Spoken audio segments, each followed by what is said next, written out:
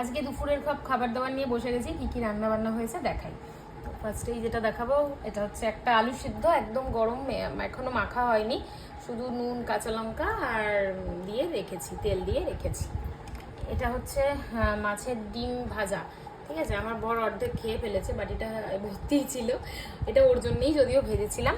তো আমিও খাই, ওটা ভালোই লাগে, বাট আমি না আজকে একটা বড়া বানিয়েছি। সেটা হচ্ছে নারকেল আর মাছের ডিম দিয়ে। এই দেখো বড়াটা, দেখো খুব সুন্দর দেখেছে, একদম পুরো ক্রিস্পি, আর খেতেও না খুব টেস্টি হয়েছে। আর করেছি হচ্ছে ডাল, ধনেপাতা আর টমেটো দিয়ে। এই দেখো মুসুরির ডাল করেছি, একটু ঘন করেই করেছি।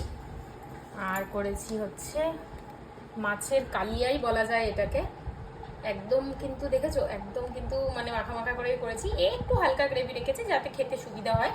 আর একটা জিনিস আজকে হয়েছে, সেটা হচ্ছে এটা হচ্ছে কাঁকড়া, মানে এটা দেশি কাঁকড়া, এটা কিন্তু মানে ওই সমুদ্রের কাঁকড়া নয়, এটা হচ্ছে দেশি কাঁকড়া। একটু উঠিয়ে দেখায় তাহলে, এই দেখো দেখেছো কত ছোট ছোট, একদম কিন্তু ছোট ছোট কাঁকড়াগুলো।